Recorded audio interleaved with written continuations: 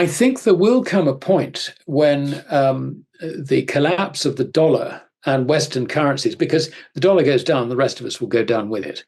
There will come a point where both Russia and China will move from trying not to, if you like, change the world in currency terms, to protecting themselves from what's actually going on in the West. And the only way in which they can do that is to put their currencies on on a proper gold exchange standard. In recent years, discussions about de-dollarization have gained substantial traction, especially after the Russo-Ukrainian conflict began in 2022. The Atlantic Council reports that the dollar's share of global reserves has significantly dropped from 72% in 2002 to just 58% in 2024, marking a notable 14% decline. The rise of the BRICS nations largely drives this shift. Over the past 2 years, members of BRICS, Brazil, Russia, India, China, and South Africa, along with recent additions like Egypt, Ethiopia, Iran, the UAE, and potentially Saudi Arabia, have been actively promoting the use of their national currencies in global trade. Gold has become a key commodity in this shift, with emerging markets dramatically increasing their gold purchases. Since 2018, BRICS countries have rapidly increased their gold reserves, outpacing the rest of the world despite the rising cost of gold. Alasdair Macleod, head of research at Gold Money, emphasizes Russia's pivotal role in this movement, especially as it holds the BRICS chairmanship in 2024. Russia is organizing numerous meetings to further the alliance's objectives, and as BRICS is expected to expand to 15 or even 20 members, its influence is poised to grow significantly. With Western currencies, particularly the US dollar, under increasing strain, a tipping point may soon arrive where Russia and China choose to safeguard their economies by fully adopting a gold-backed currency system. Both nations possess substantial gold reserves. Russia is estimated to hold around 12,000 tons of gold across its central bank and sovereign wealth funds. On the other hand, China has been strategically accumulating gold for years, with estimates suggesting its reserves could exceed 20,000 tons, much of which is kept in undisclosed government accounts. This substantial gold reserve gives Russia and China a significant advantage in adopting a gold standard. Alasdair notes that as Western economies struggle, a new world is emerging under the leadership of China and Russia, potentially offering a hopeful alternative for the future. We will present clips from Alasdair's interview. But before we do, if you want more videos like this, please hit the subscribe button and turn on the notification bell for more updates. Thank you, and enjoy the video. The history of this essentially starts with the Russians looking at how to construct a new trade settlement currency for BRICS.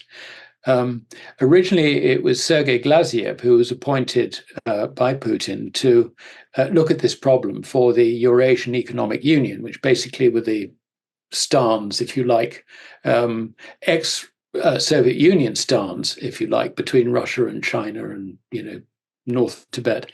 We have seen there's a paper which is a sort of early proposal of how this might be constructed. And they're talking about this trade settlement currency consisting of 40% backing by gold and the rest of it currencies. And the paper actually was not all that well put together. There were big areas of confusion, in my view. Now, it may well have been tidied up somewhat, but it looks like we are going to see another attempt to get this on the agenda by Russia. And bear in mind that Russia has the chairmanship of BRICS in 2024, this year, and is organizing something like 200 meetings to do with BRICS, these being meetings which are sort of progressing various elements of BRICS and so on and so forth. And there is no doubt that the membership of BRICS will be expanded even further. So I think from 10, we're probably going up to, I don't know, we could easily see it somewhere between 15 and 20. Mm-hmm. So that's, that I think is the extent of it so far. Your question basically being the move towards gold backing of currencies. I think there will come a point when the collapse of the dollar and Western currencies, because the dollar goes down, the rest of us will go down with it.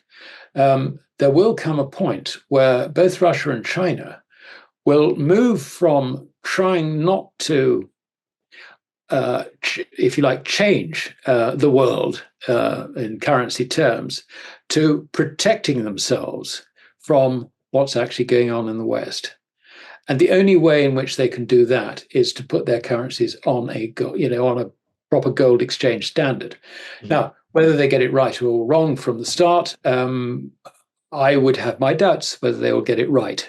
But the point is that Russia has the gold, apart from the reserves at the Central Bank of Russia. They've got two sovereign wealth funds which contain gold as well. And my information is that their total holdings are in the region of about 12,000 tons. Now, that's more than the declared holdings of America. Now, the important point, Tom, is that if we talk about Russia, China, and BRICS, we're talking about, 60% of the world's population, 70% of the world's population represented by these nations. If you look at the Chinese economy, officially it's smaller than the US economy. But if you look at it on a purchasing power parity, which is the best way to look at it, it's actually far larger than the US economy. So, while we in the West are sinking, there is a new world out there, rising and rising and rising. So this is good news, because you don't want everybody to sink at the same time. That would be the end of the whole thing. The escalating public debt levels in advanced economies now significantly threaten long-term economic stability and growth. By 2023, global public debt had soared to over $68 trillion, equating to roughly 111% of global GDP. When considering the combined debt of households and businesses, the total debt burden surpasses an unprecedented 250% of GDP. Historically, rising public debt ratios since the 1990s have not led to major immediate consequences, partly due to a prevailing sense that debt is manageable and political reluctance to address fiscal imbalances. However, the current debt levels are now reaching critical thresholds, yet they are still not given the urgent attention they require by the G7 nations. France is nearing a debt-to-GDP ratio of 115%, while the UK faces significant debt challenges. In France, the situation is further complicated by political uncertainty, with the potential for a highly socialist government to trigger a large-scale sell-off of French debt, particularly by international investors, including those from Japan. For investors, Alasdair suggests that this presents a strategic opportunity. As the British pound may weaken further against the dollar, transitioning investments from sterling-based assets to gold could be advantageous. The anticipated 30% increase in gold's value relative to sterling suggests that reallocating portfolios into gold could be prudent. It's not just America. If you look at around Europe, around the UK, G7 nations all have a debt problem. In this country, we're looking at about 100% of GDP. France is about 110, going on 115%.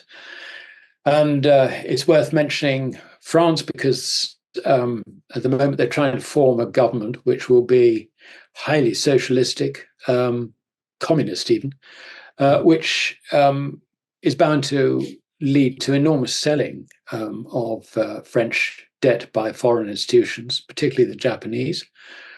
We've got the same problem in this country. Because London is the largest financial centre in Europe, the ownership of sterling in foreign hands is exceptionally large.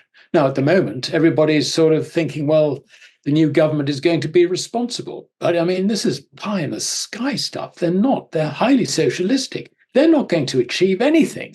They're going to make the situation worse. And we can have a whole podcast about that. So we're living on hope here. And the idea that sterling, which has rallied to about, $1.30, that will eventually go down to, I believe, par with the dollar.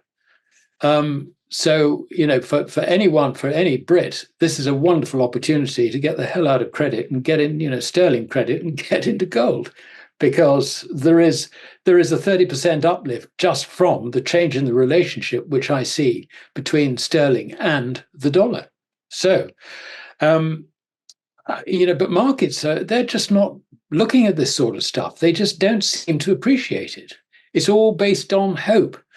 And this idea that interest rates can decline and decline and decline is the biggest load of stupidity that I have ever seen in markets. I mean, I've seen some very, very badly mispriced markets, but this takes the biscuit. It really does. Outside bubbles, if you like. If Russia and China were to implement gold-backed currencies, it would have profound implications for the global financial landscape. Such a shift would likely drive substantial increases in gold demand and prices, potentially destabilizing current currency dynamics. This move could challenge the US dollar's dominance in global trade, leading to a reassessment of currency reserves and impacting economic policies worldwide. Share your thoughts on Alasdair's prediction in the comment section below. Also, ensure you like this video, subscribe to the channel, and turn on post notifications for more videos like this. Until next time.